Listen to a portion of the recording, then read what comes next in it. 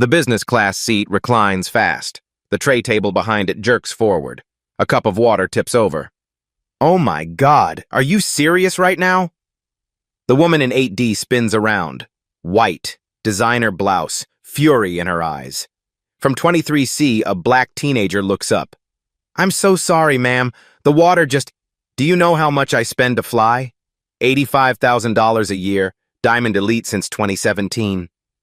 She steps into the aisle, voice rising. And they seat me in front of people who can't even sit properly? It was an accident, I apologize. Of course it was. People like you always have excuses. The woman's lip curls. Let me guess. First time flying? The girl's voice stays steady. No, ma'am. The slap happens before the sentence ends. Skin on skin. Loud enough that row 14 hears it. The girl's hand touches her burning cheek. 160 passengers see it. No one moves. Then boots hit the cabin floor. Deliberate. Military. 3 stars on the shoulder. A father arrives. 18 minutes earlier, Gate B27 at Hartsfield-Jackson Atlanta International smells like burnt coffee and recycled air. Taylor Grant adjusts her backpack and checks her boarding pass one more time. Seat 23C, Basic Economy. Group 7, she's 16. Honor roll every semester since 6th grade. Captain of the debate team, nervous flyer. The gate agent's voice crackles over the speaker. We'll now begin boarding Group 7 for Flight 1583 to Minneapolis-St. Paul. Taylor stands. Her phone buzzes. A text from her grandmother lights up the screen. Can't wait to see you, sweetheart. Did you remember to pack a warm jacket? Taylor smiles and types back, Boarded. See you soon. The jetway slopes downward. Her sneakers squeak on the ribbed metal floor. Through the accordion walls, she hears the muffled roar of engines on the tarmac. March 14th, 2024. 2:15 in the afternoon. Ordinary Thursday. Ordinary flight. She's made this trip twice before, last Christmas, summer before that. Both times her dad flew with her. Lieutenant General James Grant. 30 years in the Army. Currently stationed at Fort Benning. He was supposed to be on this flight, too. Military thing came up, sweetheart, he'd said over breakfast. I'll catch the morning flight tomorrow. You'll be fine. Grandma's birthday party isn't until Saturday anyway. Taylor nodded. She's flown alone before. Just not this route. Inside the aircraft, a flight attendant with tired eyes points toward the back. Keep moving, please. All the way to the rear. Business class passengers already settled in their leather seats. Legroom for days. Complimentary drinks. A woman in 8D sips champagne and scrolls through her phone. Designer handbag tucked under the seat. Diamond Elite tag on her luggage. Taylor walks past.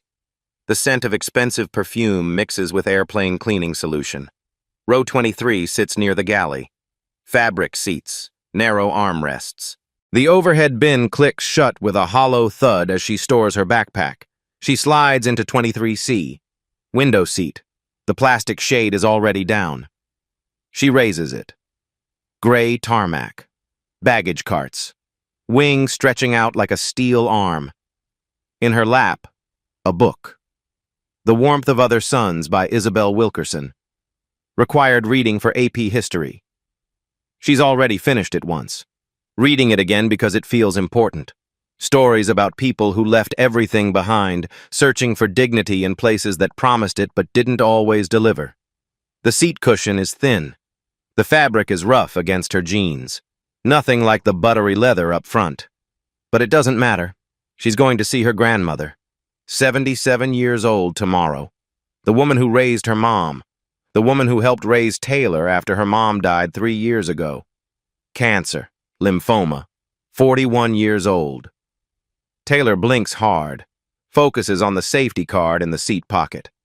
She's read it a dozen times, still reads it again, reads. The engines spool up. That deep vibration that starts in your chest before you hear it with your ears. The cabin door seals with a pressurized hiss. A flight attendant demonstrates oxygen masks with the enthusiasm of someone who's done this 4 times today already. Taylor plugs in her earbuds. Lo-fi study beats. Nothing with lyrics, just something to smooth out the engine noise. The plane pushes back from the gate, taxis toward the runway. She's flown this route twice before, both times uneventful. She opens her book, finds her place. Chapter 7.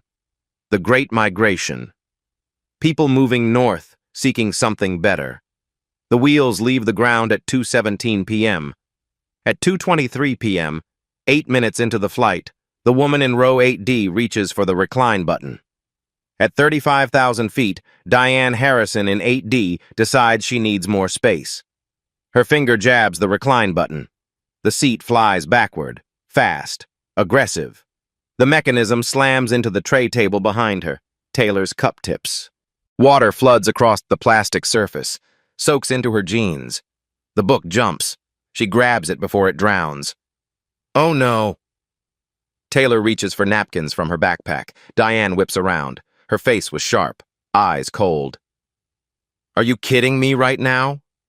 I'm so sorry, ma'am, I didn't. You didn't what? Control yourself? Diane stands, steps into the aisle, looks down at Taylor like she's inspecting something unpleasant. Do you see this blouse? This is Burberry, $600, and now it has water on it because you can't sit still. Taylor's voice stays quiet. It was an accident. The tray table. The tray table.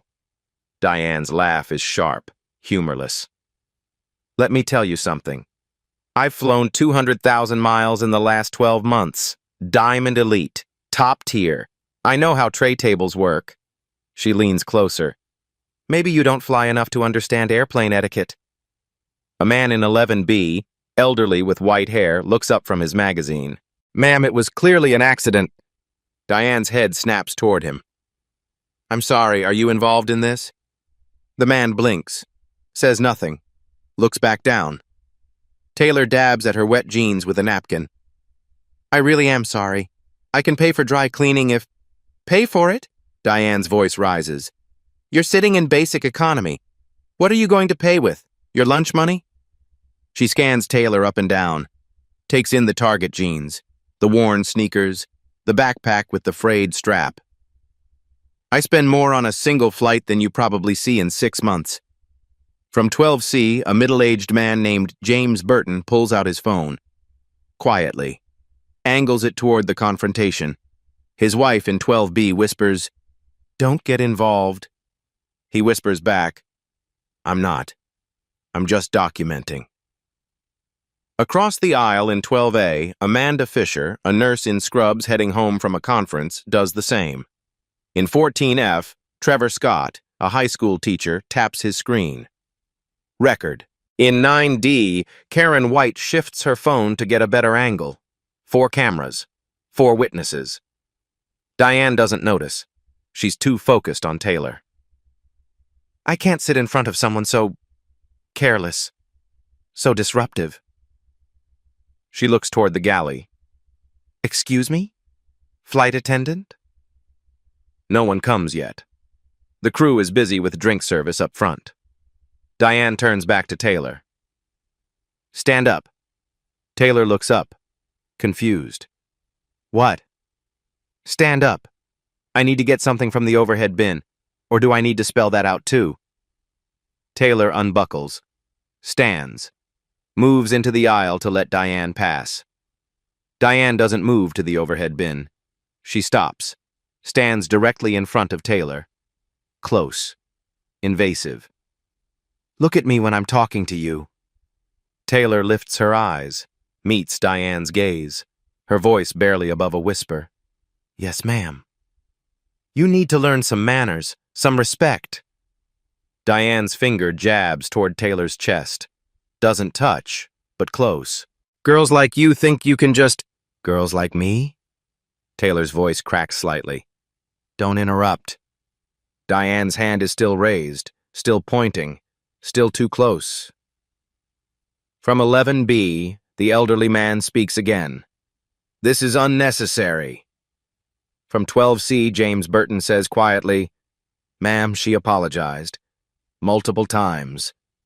Diane ignores them both. Her eyes stay locked on Taylor.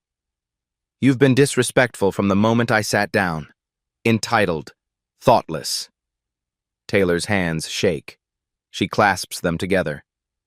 "I've said I'm sorry. I don't know what else." Diane's hand moves. Not a point. Not a gesture. A slap. Open palm, full force. Across Taylor's left cheek. The sound cracks through the cabin like a thunderclap in a tin can. Taylor's head snaps to the side. Her hand flies to her face. The burn spreads instantly. Hot. Stinging. Humiliating. For 2 seconds, the entire cabin holds its breath. Then the whispers start. A wave rolling backward through the seats. Passengers crane their necks. Some stand slightly to see. Others pull out phones. Taylor's eyes fill. She doesn't let the tears fall. Won't give Diane the satisfaction. But her cheek blazes red. The imprint of 4 fingers is already visible. Diane smooths her blouse, steps back, returns to 8D, sits down like nothing happened. Taylor stands frozen in the aisle. 16 years old. Alone. Burning. From the galley, footsteps approach. Finally. A flight attendant. But not for the reason Taylor hopes. The flight attendant who arrives is Jennifer, 34. 8 years with the airline. Name tag polished, smile professionally neutral. She doesn't look at Diane. She looks at Taylor. "Ma'am, I'm going to need you to take your seat and calm down." Taylor's hand is still on her cheek, still standing in the aisle. I didn't do anything. She hit me." Jennifer's smile doesn't change. "Let's not make a scene. Can you please lower your voice and sit down?" "I'm not making a scene." Taylor's voice cracks. "She slapped me. Right here. People saw." From 12C, James Burton leans forward. "That's true. I saw the whole thing." "The girl did nothing wrong." Jennifer finally glances at him. Brief. Dismissive. "Sir, I appreciate your concern, but we have protocols for handling passenger disputes." "This isn't a dispute," James says. "This is assault." Jennifer's jaw tightens. She turns back to Taylor. "Miss, I understand you're upset, but I need you to return to your seat. Now." Taylor's eyes search Jennifer's face for something. Compassion, belief, anything. She finds nothing. She sits. Jennifer moves to Diane. Her voice changes, softer, almost apologetic. "Ma'am, are you all right? Do you need anything? Water? Ice?" Diane dabs at her blouse with a napkin. "I need her moved, or removed. I don't feel safe sitting in front of someone so aggressive." Taylor's head snaps up. "Aggressive? I apologized. I didn't touch you." "You see?" Diane gestures toward Taylor. "She's doing it again. Talking back. Being confrontational." Jennifer holds up a hand. "Miss, please, let me handle this." From 11B, the elderly man tries again. "This is absurd. The girl has been nothing but polite. That woman struck her." From 12A, Amanda Fisher, the nurse, nods. "I saw it too. Clear as day." From 14F, Trevor Scott, the teacher, raises his phone. "I recorded it, the whole thing." Jennifer's eyes lock onto his phone. Her professional smile vanishes. "Sir, recording other passengers without their consent violates airline policy. I'm going to have to ask you to delete that." Trevor's thumb hovers over his screen. "Are you serious?" "Company policy, sir." Jennifer's voice firms up. "Recording is prohibited. Delete the video, please." Trevor looks at Amanda, at James, at the elderly man. All 3 have their phones visible now. Jennifer's eyes sweep across them. "All of you, delete the videos, now." James Burton speaks carefully. "We're documenting a crime. You're violating passenger privacy. Jennifer counters. If you don't comply, I'll have to file a report when we land. That could result in being banned from future flights. The threat hangs in the air. Slowly, reluctantly, Trevor lowers his phone. The screen goes dark. Amanda hesitates, then does the same. Karen White in 9D turns hers over, face down on her lap. Only James Burton keeps his out.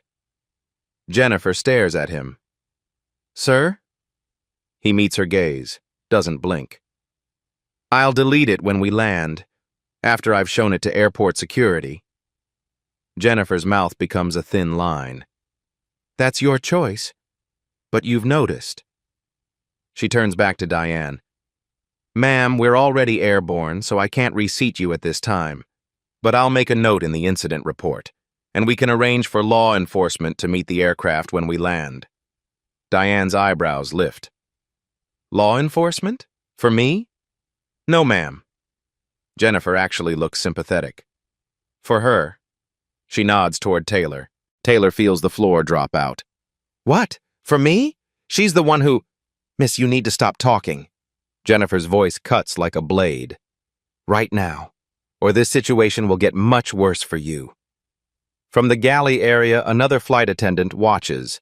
Claire Bennett, 29, lead attendant. She's been listening through the intercom channel. Heard everything. Saw Jennifer arrive. Saw how this is being handled.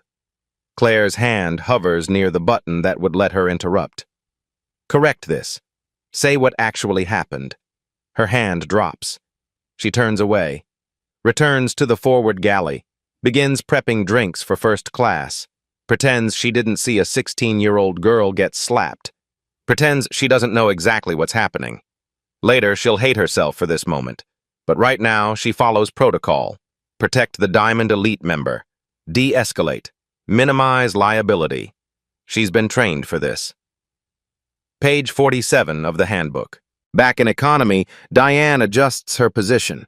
Gets comfortable. Voice dripping concern. I just want to get to Minneapolis safely, without any more incidents. She looks at Taylor. Do you think you can manage that? Taylor's jaw clenches. Her cheek still throbs. Her eyes still burn with tears she won't shed. Yes, ma'am, she whispers. Diane smiles. Good girl. The condescension in those two words hits harder than the slap. Jennifer steps back. Everyone, please return to your seats. We'll be continuing with beverage service shortly. She looks at Taylor one final time. And miss, keep your voice down and your hands to yourself for the remainder of the flight. Taylor stares at her lap. Nods. Jennifer walks away.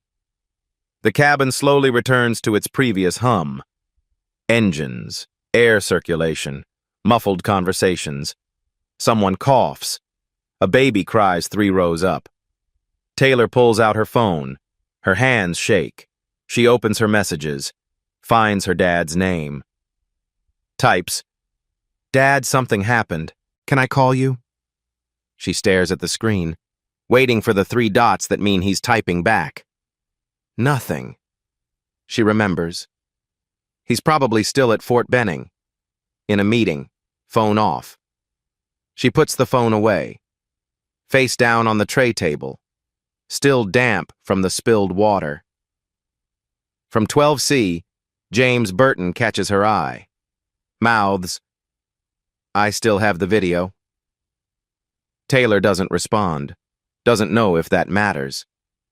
Diane's seat reclines again. Slower this time. Deliberate. The seat back presses toward Taylor's knees. A reminder. Of who holds the power here. Of whose comfort matters. Taylor pulls her knees up. Makes herself smaller. Takes up less space, like she's supposed to. What Taylor doesn't know, what no one on this flight knows yet, is that 30,000 feet below them, at Fort Benning, Lieutenant General James Grant just got cleared from his meeting 2 hours early, and he's walking toward the airport. Fast. 14 minutes pass. Beverage service reaches row 23. Taylor declines everything, Her stomach is knotted too tight for ginger ale. From 8D, Diane's voice drifts back, loud enough to carry. Intentional. Some people just aren't raised right. My daughters would never behave that way. Manners matter. Respect matters. Taylor closes her eyes, counts to 10. Her debate coach's voice in her head. Don't engage. Don't give them the reaction they want. At 2:35 p.m., 23 minutes into the flight, the cabin door between first class and business opens. Footsteps. Not the shuffle of a businessman heading to the lavatory. Not the quick clip of a flight attendant. Something different. Measured. Deliberate. Each step landing with purpose. The sound makes people look up. Military boots have a different cadence than civilian shoes. Heavier sole. Firmer strike. The kind of sound that announces authority before a word is spoken. A man moves through business class. 6'1", broad shoulders. Dress blue uniform. The kind you wear for official business. For ceremonies. For moments that matter. 3 silver stars on each shoulder. Lieutenant General. The man in 7C, a corporate lawyer scrolling through emails, glances up. His spine straightens involuntarily. Old instinct. Some presence commands posture. In 6A, a woman nudges her husband. Whispers, "Is that a general?" The general doesn't look left or right. His eyes are fixed on something toward the rear of the aircraft. His jaw is set. His hands loose at his sides, controlled, calm, but moving fast. Diane, still reclined in 8D, doesn't notice. She's texting someone, complaining about her flight, about the girl behind her, about having to sit near those people. The general passes row 8, passes row 11, row 12, row 14. Passengers turn in their seats, watch him. The way you watch a storm moving across a plain. Inevitable, powerful, impossible to ignore. He stops at row 23. Taylor is staring out the window, trying to disappear into the clouds. A hand settles on her shoulder, gentle, unmistakable. She turns, looks up. Her breath catches. "Dad?" Lieutenant General James Grant looks down at his daughter, takes in the red mark still visible on her left cheek, the wet eyes she's been fighting, the way she's made herself small in a seat she paid for. His voice is quiet, only for her. "Hey, sweetheart. You're supposed to land tomorrow." Her voice breaks. "How are you?" "Meeting wrapped early. Caught the standby list. Got lucky." His thumb brushes her shoulder. Once. Twice. "You okay?" She nods, then shakes her head, then nods again. Can't find words. James straightens, turns. His eyes sweep the surrounding rows, land on Diane, who has finally noticed. She's sitting up now, staring. Her phone was forgotten in her lap. Her eyes move from the stars on his shoulders to his face, to the insignia on his chest, to Taylor, and back to his face. The cabin goes quiet. Even the engine noise seems to dim. James doesn't raise his voice. Doesn't need to. "I'd like to understand what happened here." Diane's mouth opens, closes, opens again. The woman who spent 20 minutes telling a teenage girl how important she was, how much she spent, how much she mattered, now can't find a single word. She swallows. "There was an incident. Your daughter spilled. My daughter has a name." His tone doesn't change. Still calm, still measured. But the words land like stones. "Taylor." Diane blinks. "Taylor. Right. Taylor spilled water on me. I reacted." James looks at Taylor's cheek. The handprint is still visible, at his daughter's trembling hands. He looks back at Diane. "You reacted by striking a minor." It's not a question. Diane's face flushes. It wasn't. She was being disrespectful." From the galley, Jennifer appears. Finally, notice the uniform. The stars. Her professional mask slips for half a second. "Sir, is there a problem?"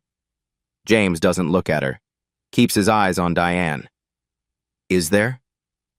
Diane shrinks back into her seat. The woman who demanded law enforcement meet the aircraft, who threatened a 16-year-old, who spent 200,000 miles a year believing her money made her untouchable.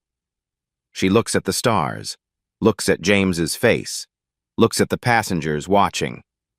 "No," she whispers. "No problem." James nods once, sits down in the empty seat beside Taylor. 23D, middle seat, meant for nobody, now occupied by a 3-star general who just changed his entire day for his daughter. He doesn't say anything else, doesn't need to. The power in the cabin has shifted, completely. Diane turns forward, doesn't recline her seat again, doesn't say another word for the remaining hour and 40 minutes to Minneapolis. Jennifer retreats to the galley, picks up the intercom, whispers to Claire. "We have a situation." Claire's voice crackles back. "What kind of situation?" "The girl in 23C, her father just boarded. He's a lieutenant general." Silence on the line. Then, "Oh." Just that. "Oh." Because they both know what this means. What happens next. What's coming when they land. The flight continues. Smooth air, clear skies, no turbulence. But everything has changed. The flight lands at 4:02 p.m. Gate C-14. Minneapolis, St. Paul International. Diane Harrison is first off the plane, grabs her bag, gone before most passengers unbuckle. Taylor and James wait. Let the crowd thin. Walk together through the jetway.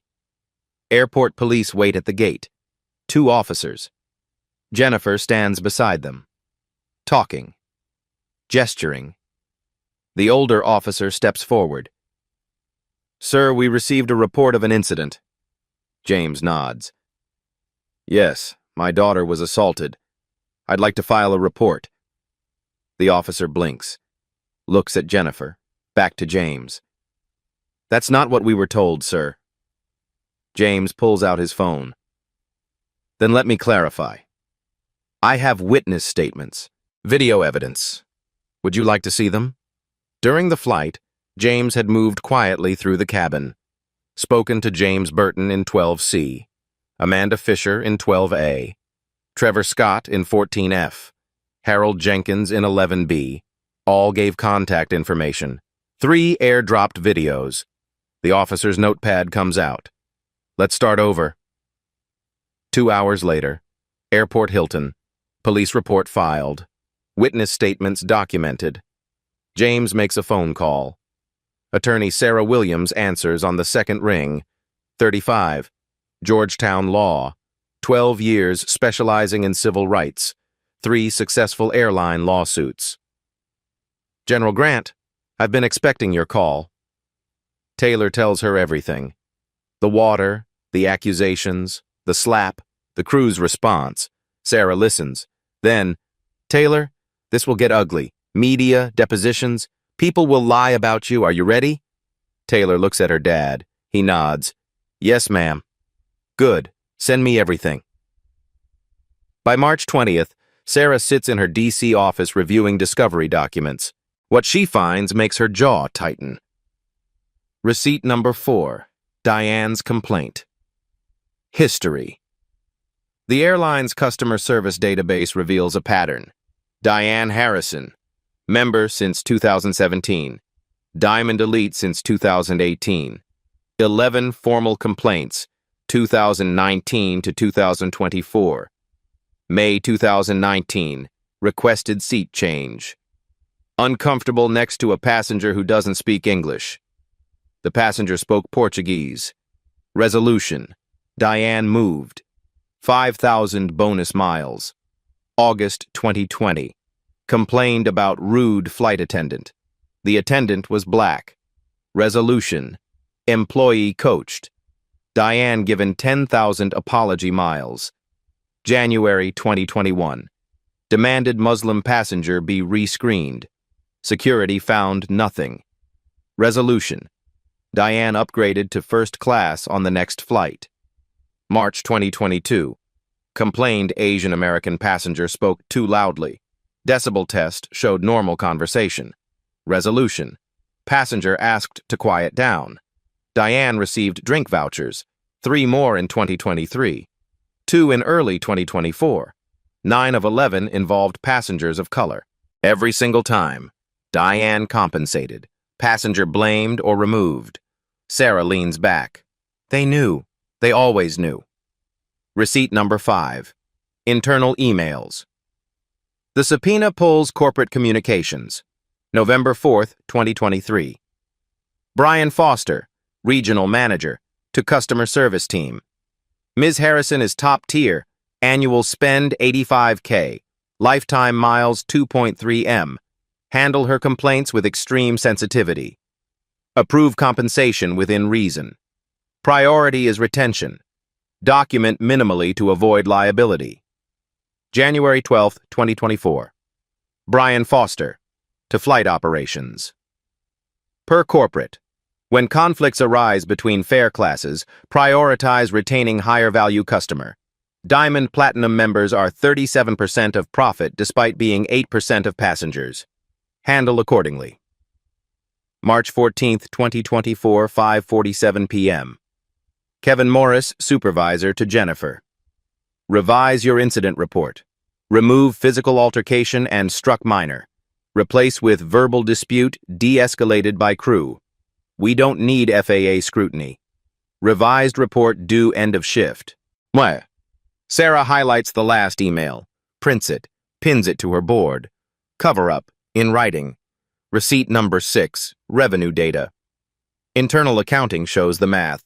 Diane Harrison, 2017-2024, $340,000 total spend. Diamond Elite benefits include enhanced dispute resolution priority. Translation, Diane wins, regardless of facts. Taylor Grant's ticket, $127. Basic economy, no status. In the algorithm, Diane is worth 2,677 Taylors. Receipt number 7, the edited report. Discovery produces both versions.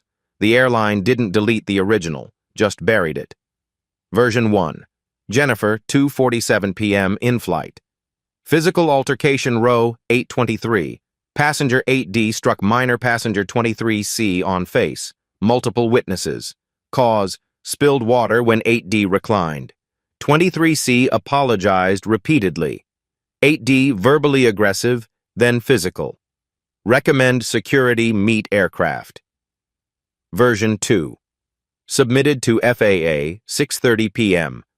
Verbal dispute between 8D and 23C regarding personal space. Both counseled. De-escalated. No injuries. No action required. Metadata doesn't lie. Original, 2:47 p.m. Edit, 6:30 p.m. Editor, Kevin Morris. Same supervisor who ordered the change. Witness affidavits. By March 22nd, Sarah has 4 sworn statements. James Burton. I saw everything. Unprovoked assault. The crew blamed the victim. Amanda Fisher.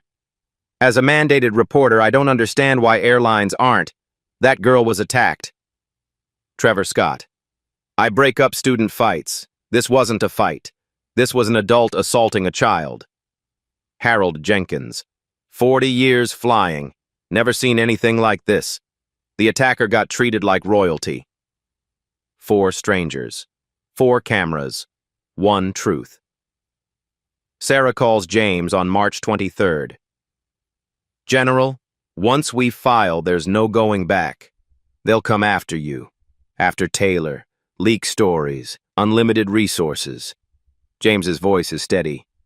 Counsel, I've been shot in 3 countries. I've lost soldiers under my command. None of that scared me like watching my daughter get hit and blamed for it.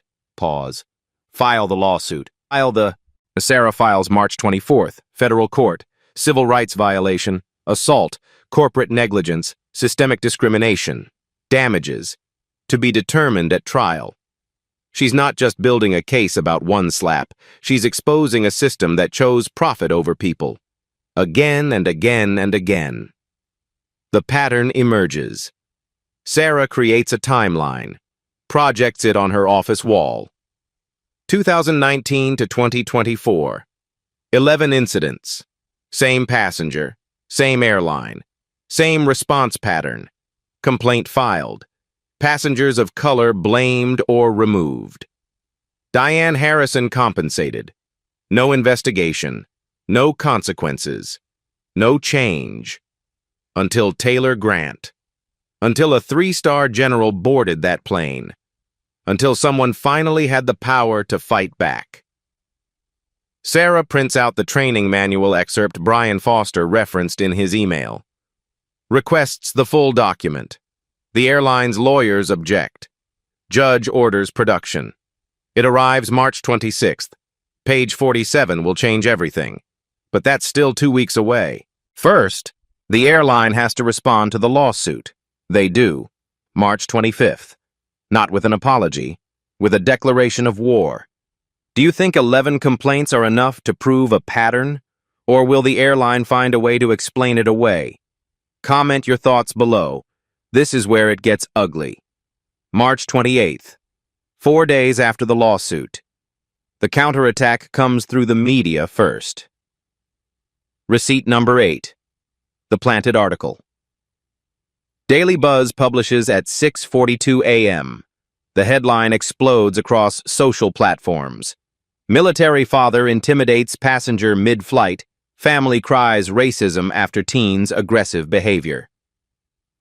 The article rewrites reality.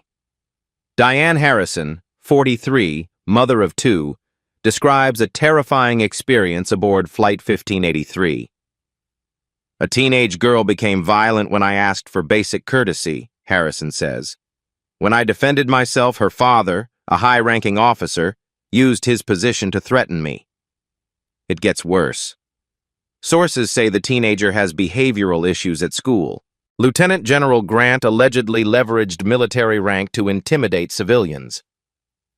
He walked through that cabin like he owned it, an anonymous flight attendant reported. Passengers were scared. Zero mention of the slap, the videos, Diane's complaint history. Just lies wrapped in words like allegedly and sources say. A photo accompanies it. James in uniform, cropped from a DoD press release. Caption: Officer accused of intimidating civilians. By 9 a.m., 400,000 shares. Sarah traces the source. The anonymous tipster used an IP registered to Bluestone Communications, a PR firm, on the airline's retainer. The attack was purchased. Receipt number 9, digital assault. Taylor's Instagram floods with hate, 1,200 messages in 48 hours. Your dad should be discharged. Entitled brat playing victim. You'll get what you deserve. 47 are death threats. Specific. Graphic. One describes finding her at school. Taylor stops reading after that. James's military email gets 300 messages, slurs, accusations of weaponizing rank, calls for his removal. In Minneapolis, someone spray paints Taylor's grandmother's garage. Hateful words. 2 nights later, brick through the window. Note attached, tell your granddaughter to drop it. FBI investigates. Threats against military officers are federal crimes. Some IPs trace to bot farms. Eastern Europe, paid harassment. Others are domestic. Real people, real hatred. Taylor breaks. She tries school, March 30th. The hallway goes silent when she enters. Not good silence. Watching silence. Someone printed the Daily Buzz article, taped copies everywhere. Her debate coach pulls her aside. Maybe take a few days. Let this settle. Let what settle? I didn't do anything. I know, but parents are calling. School board is getting pressure. Taylor leaves before the 3rd period. Doesn't return. The military inquiry. April 3rd. Official notification arrives. U.S. Army Inspector General, Alleged misuse of military authority. Anonymous complaint through proper channels.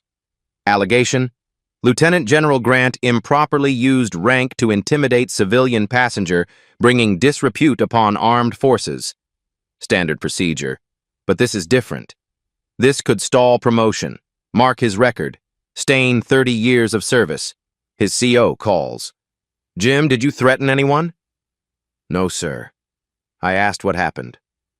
Calmly. Did you identify as a general? I wore dress blues, sir. Just came from the ceremony. Did you use your rank? James pauses. If my uniform intimidated someone who assaulted a child, that's not misuse. That's the consequence. I believe you. But this runs its course. Legal advises no public statements. James looks at Taylor on the couch. Hasn't eaten properly in days.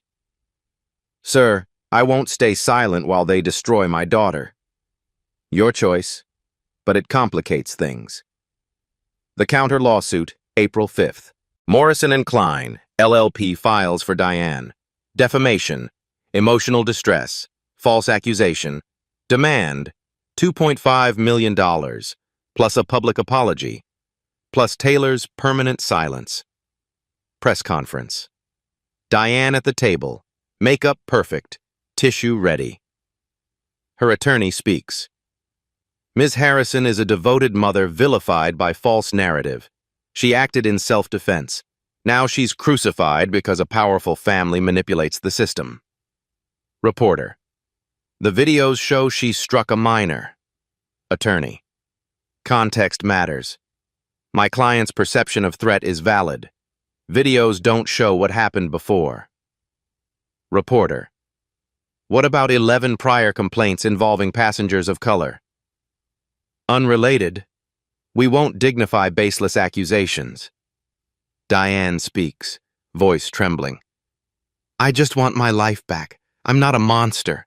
I'm a mother who made a split-second decision in a frightening situation. Flawless performance. Sarah watches from her office, calls James. They're good. What do we do? Don't blink. Keep building. Taylor wants to quit. Sarah closes her eyes. Let me talk to her. Taylor's voice comes on, small, broken. Ms. Williams, they want you to quit. That's the strategy. Overwhelm you, exhaust you. But if you stop, this happens to the next girl, and the next. I'm 16, I can't do this. Give me 1 week. If you still want out, I'll respect it. 1 week. Silence. Okay, 1 week. April 8th. Taylor hasn't left the house in 5 days. The internet decided. She's guilty. Her father's guilty. The lawsuit's a scam. Then, April 12th. An email arrives. Subject: I'm sorry I didn't speak sooner. Sender: Claire Bennett, flight attendant, lead crew in 1583. The woman who watched everything, who said nothing. Until now. Taylor's bedroom door stays closed for 3 days straight. James sits outside it, back against the wall, coffee going cold in his hand. Taylor, talk to me. Silence. He tries again. Sweetheart, please. From inside, her voice comes muffled, raw. They're right, Dad. Maybe I did something wrong. Maybe I... Stop! His voice cuts through the door, gentle but firm. Don't let them rewrite what happened. But what if... Taylor, open the door. 10 seconds pass. Then the lock clicks. She stands there. Hasn't slept in 48 hours. Eyes swollen. Still wearing the same clothes from 2 days ago.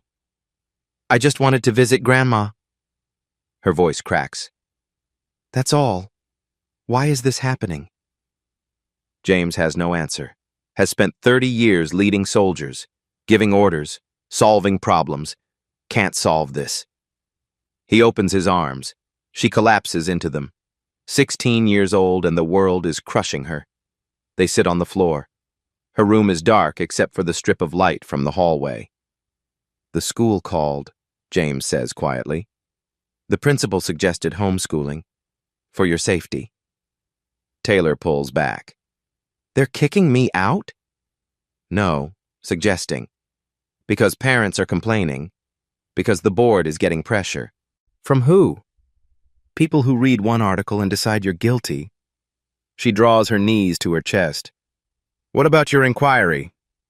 James exhales slowly. Still ongoing.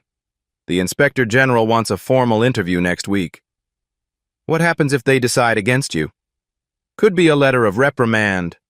Could delay promotion. Could be nothing. Could be your career. He doesn't deny it. Taylor's hands shake. This is my fault. If I had just stayed quiet. If you hadn't what? Let someone hit you and say nothing? He turns her face toward him. That's not who you are. That's not who I raised you to be. But look what it's costing you. James is quiet for a long moment. Then he stands, walks to her desk, opens his laptop, pulls up his email, shows her the Inspector General notification, then shows her the threatening messages, the hate mail, the accusations, then he closes the laptop. You see all that? She nods. Every word is worth it. His voice doesn't waver. Every consequence, every inquiry, worth it. How can you say that? Because 30 years ago, I put on this uniform to protect people who can't protect themselves. I've done that in combat, in peacetime, in 3 countries. He kneels beside her. But the most important person I've ever protected is sitting right here. Taylor's eyes fill again. What if we lose? Then we lose standing up, not on our knees. She leans against him. They sit in silence. The house is quiet around them. Outside, a car door slams. Neighbor coming home. Normal life continues while theirs falls apart. James's phone buzzes. He ignores it. It buzzes again. Taylor pushes him gently. Answer it. He checks the screen. Unknown number. Almost dismisses it. Then sees the email notification below it. From Claire.Bennett. 95gmail.com. Subject, I'm sorry I didn't speak sooner. His thumb hovers over it. What is it? Taylor asks. James opens the email, reads the first 3 lines. His expression changes. Dad? He hands her the phone. Taylor reads, My name is Claire Bennett. I was the lead flight attendant on your flight March 14th. I watched what happened. I did nothing. I've spent 3 weeks hating myself for that. I can't stay silent anymore. I have information, evidence, things the airline doesn't want you to know. I'll testify. I'll break my NDA if I have to. They can sue me. I don't care. What happened to you was wrong, and I'm done protecting people who profit from wrong. Please call me.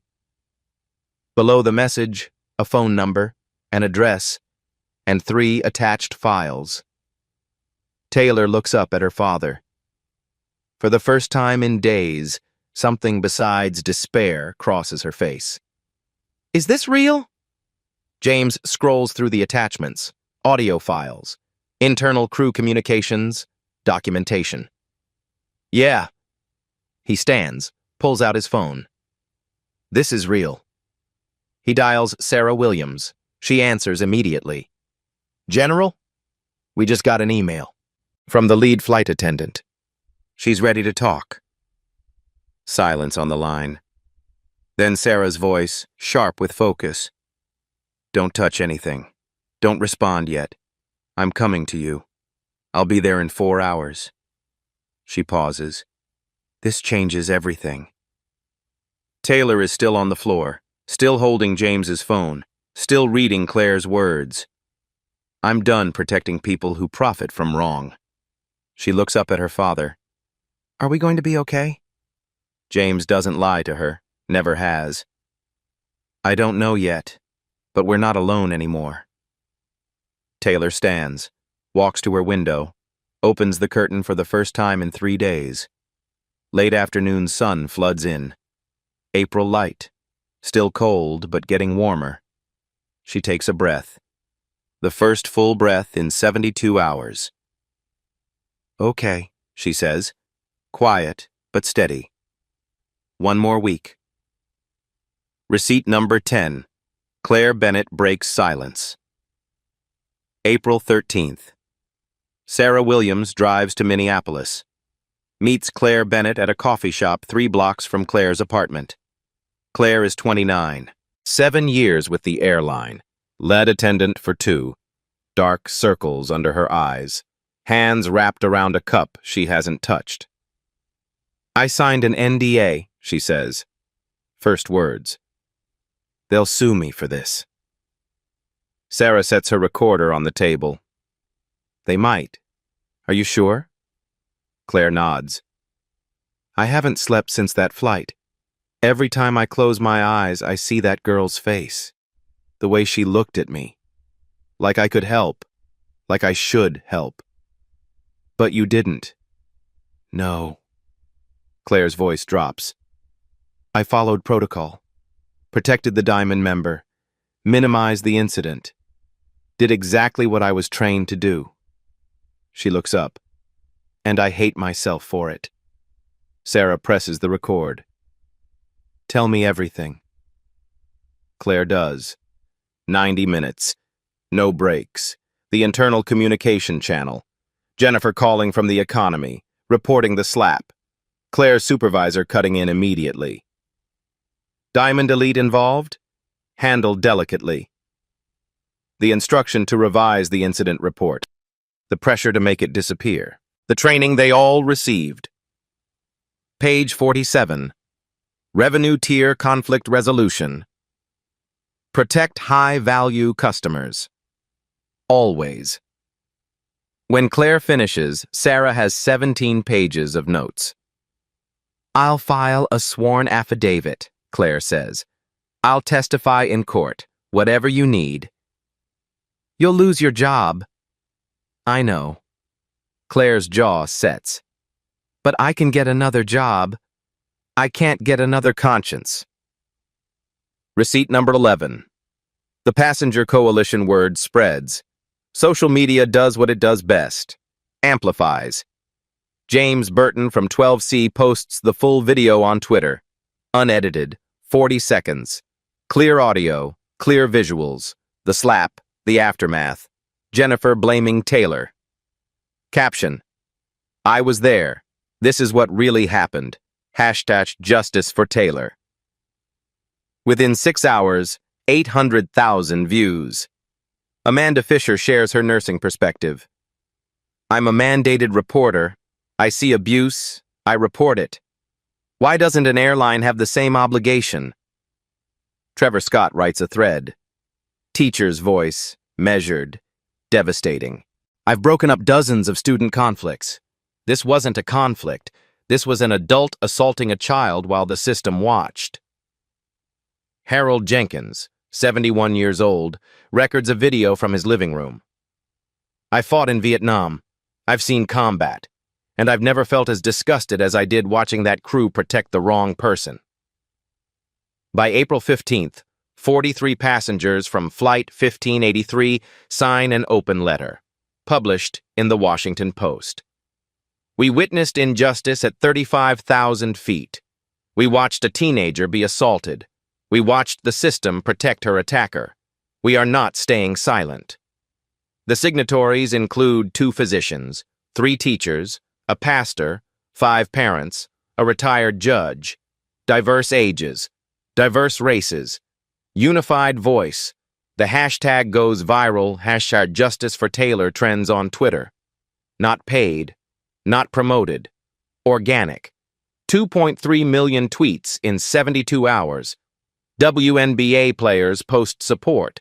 Authors, musicians, regular people who've felt invisible in systems designed to ignore them. A GoFundMe appears.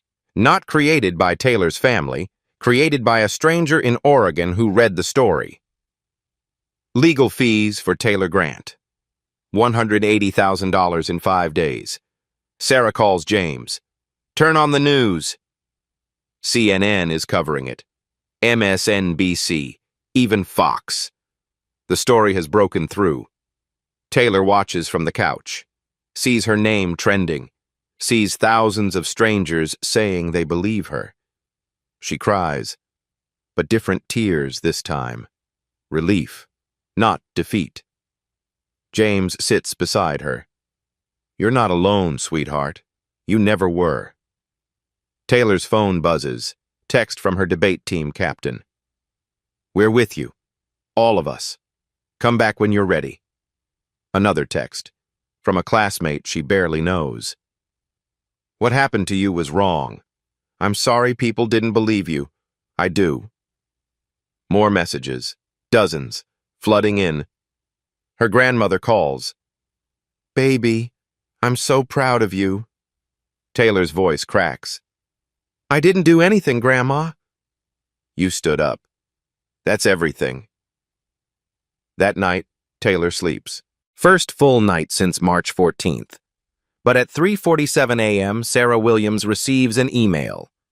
Anonymous sender. Subject, you'll want this. One attachment. PDF, 127 pages. Flight Attendant Crew Handbook, 2023. Internal use only. Sarah opens it, scrolls to page 47, read 3 paragraphs. Her hand goes to her mouth. Oh my God. This isn't just evidence. This is the smoking gun. Receipt number 12, the smoking gun. Sarah Williams doesn't sleep after opening that PDF, reads it 3 times, highlights, cross-references, verifies metadata. The document is authentic. Internal airline publication. Distributed January 2024 to 12,000 crew members. Flight Attendant Crew Handbook, 2023. Revenue Management Integration, page 47. Section 4.7. Revenue Tier Conflict Resolution Protocol. The language is clinical, corporate, devastating. When conflicts arise between passengers of different fare classes, crew will prioritize de-escalation methods that retain the higher-value customer. Diamond Elite and Platinum members represent 37% of annual revenue, despite comprising only 8% of passenger volume. Resolution strategies must reflect this economic reality. It continues. In disputes involving Diamond Platinum passengers, offer immediate seat relocation, complimentary upgrades, or on-the-spot compensation. Document incidents with minimal detail to reduce liability exposure. Phrase reports as passenger preference issues rather than conflicts whenever possible. In disputes involving basic economy passengers, request compliance with crew instructions. If a passenger remains non-compliant, removal from aircraft is authorized per FAA regulation. Document thoroughly to establish cause for removal. Page 51 makes it explicit. Ambiguous situations. Defer to passenger with higher lifetime customer value. Corporate legal will support crew decisions that prioritize revenue retention. When in doubt, protect the asset. Protect the asset. Not the person. The asset. Sarah sits back. The airlines didn't just tolerate discrimination, they systematized it, wrote it down, trained 12,000 employees to implement it. In writing, with page numbers, with corporate legal's blessing.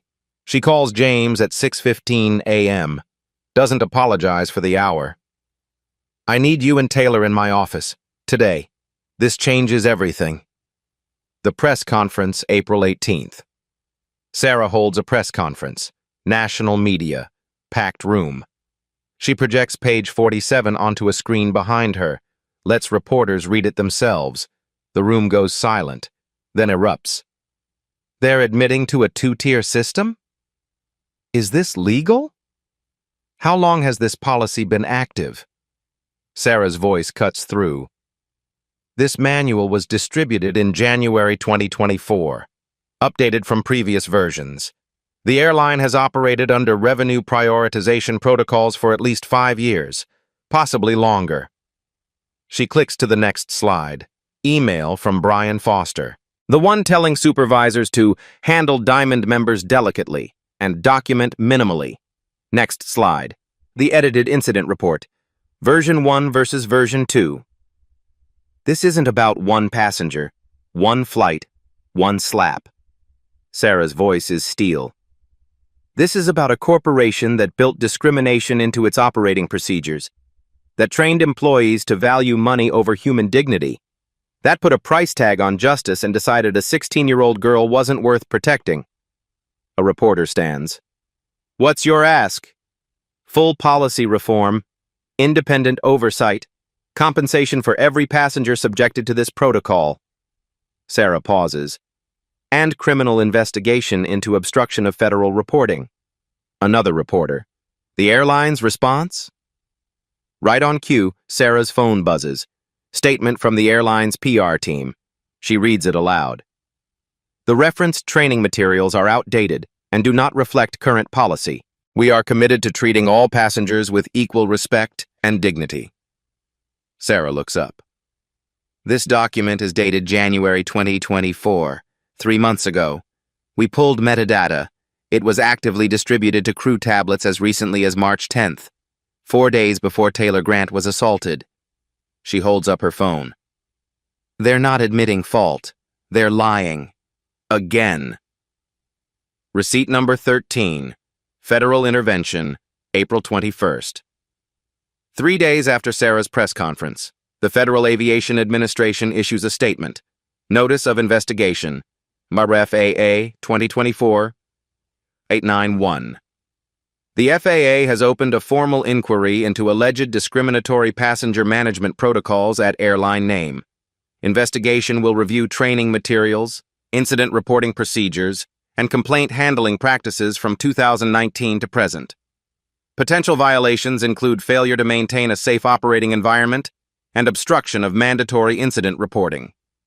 Penalties listed: fines up to $25,000 per violation. Potential route suspensions. Mandatory policy overhaul. The airline's stock drops 11% in 2 hours. Within 24 hours, 3 more passengers file lawsuits. Different airlines, similar stories. The floodgates open. Senator Elizabeth Warren calls for congressional hearings. If one airline has a pay-to-discriminate policy, how many others do? Taylor watches the news with her father, sees her case becoming something bigger, a movement, a reckoning. Dad, did we do this? James squeezes her hand. You did this, by refusing to disappear. That night, the airline's CEO released a video statement.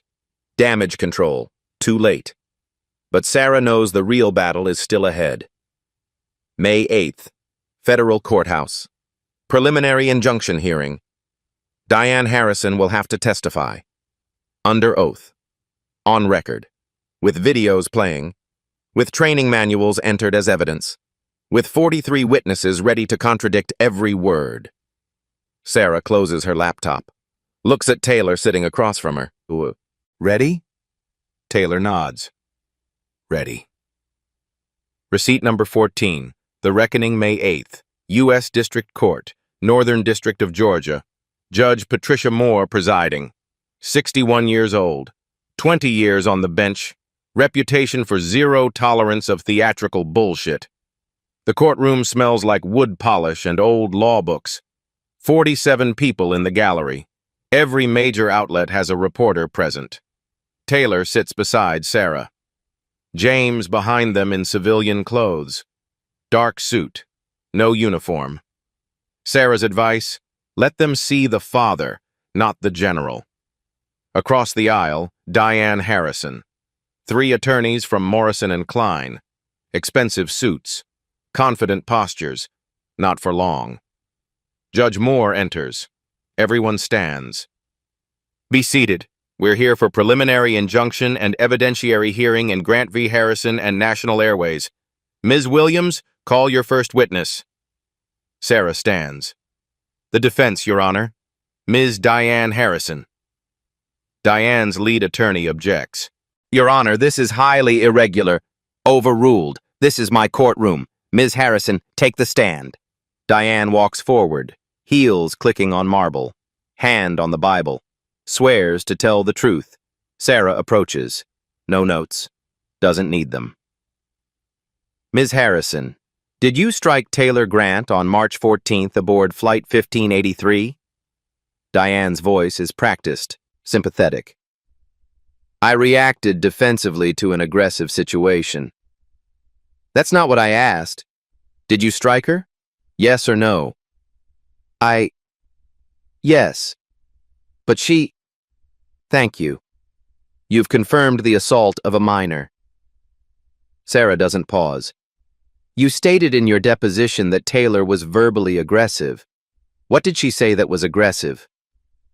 Diane blinks. She was rude, disrespectful. Quote her exact words. I don't remember exact. You remember feeling threatened enough to hit her, but you don't remember what she said. She had a tone. Sarah plays the video. James Burton's footage. Audio clear. Taylor's voice. I'm so sorry, ma'am. I didn't mean to... Sarah stops it. That's aggressive? Diane shifts. You don't understand the context. Help me understand. You told the police she spilled water on you deliberately. Yes. Sarah displays the video. Different angle. Shows the seat reclining, the tray table jerking, physics causing the spill. Where's the deliberate action, Ms. Harrison? Silence. Sarah continues. You told Daily Buzz that Taylor became violent. Define violent. She was confrontational. By apologizing? By offering to clean up? Sarah's voice sharpens. Or by existing while black in your proximity? Objection! Diane's attorney jumps up. Judge Moore. Rephrase, Ms. Williams. Sarah nods. Ms. Harrison, you've filed 11 complaints with this airline since 2019, correct? I'm a frequent flyer. Sometimes service is poor. 9 of those 11 complaints involved passengers of color. Coincidence? Diane's face flushes. I don't keep track of people's races. Sarah pulls out the complaint records, reads them aloud. Each one. The patterns are impossible to deny. Diane's answers start contradicting. First, she says she barely touched Taylor. Video shows a full force slap. Then she claims she feared for her safety. Video shows Taylor seated, not moving. She insists she asked politely for courtesy. Witnesses state she was verbally abusive from the start. She swears she didn't know the girl's age. Taylor's booking showed minor designation. 7 contradictions. 7 lies exposed. By the time Sarah finishes, Diane is sweating, makeup cracking. Sarah turns to the airline's attorney. Your client trained employees to prioritize Ms. Harrison because she's Diamond Elite, correct? The attorney stands, clears his throat.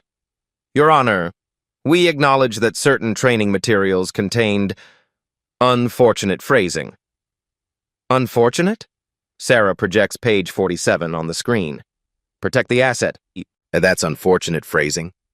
We've since revised. When? Before or after this lawsuit? The attorney looks at his shoes. After. So for 5 years, you operated under a policy that told crew to value passengers by revenue, to document incidents minimally, to remove basic economy passengers while protecting Diamond members. Yes or no? Long pause. Yes. The courtroom erupts. Judge Moore's gavel cracks 3 times. Order! She looks at Diane. At the airline's attorneys. At the evidence scattered across screens and tables. I've heard enough. Her voice could cut glass. Preliminary injunction is granted. National Airways is prohibited from using the revenue tier as a factor in conflict resolution, effective immediately. She turns to Diane. Ms. Harrison, you are banned from National Airways pending resolution of criminal charges the DA may wish to file. Diane's face goes white. Judge Moore continues. This court will not tolerate systematic discrimination disguised as customer service. Ms. Grant, you and your father have shown remarkable courage. This country owes you both. Gavel falls. Final. Outside, reporters swarm. Taylor doesn't speak. Doesn't need to. Her silence says everything. 6 months later. Diane Harrison settles. Undisclosed amount. Sources report $750,000. She signs an NDA prohibiting her from discussing the case. Banned permanently from national airways. 2 other airlines follow suit. Her social media goes dark. Her name, when Googled, brings up only one story now. The one she can't erase. National Airways pays $4.2 million in FAA fines. CEO Richard Hayes resigns. The board calls it mutual decision. Everyone knows better. Page 47 is deleted. The entire training program was rewritten. Claire Bennett helps write it. She was fired, then reinstated after public outcry. Now she's senior training supervisor. Teaches the crew that passengers are people first. Always. The Army Inspector General dismisses all charges against James Grant. Letter of commendation added to his file. Exemplary conduct in defense of family and values. Taylor returns to school in September. Senior year. Still captain of the debate team. Applications to Howard, Spelman, Georgetown. Essay topic. What happens when systems fail and people refuse to stay silent? She uses the settlement money to establish the Taylor Grant Scholarship for students who've faced discrimination and fought back. Some slaps echo louder than others. This one echoed through boardrooms and federal agencies, through policy manuals and congressional hearings, through 11 million passengers who now fly under fairer skies. Because one 16-year-old girl refused to disappear. Because her father wore 3 stars and showed up. Because strangers became witnesses. Witnesses became allies. Allies became a movement. Dignity isn't negotiable. Neither is justice. Sometimes the quietest power changes everything. If this story moved you, share it. Subscribe. Because stories like Taylor's need to be heard. Drop a comment. What would you have done in that moment? When you saw injustice but intervening felt impossible? Your voice matters. Use it.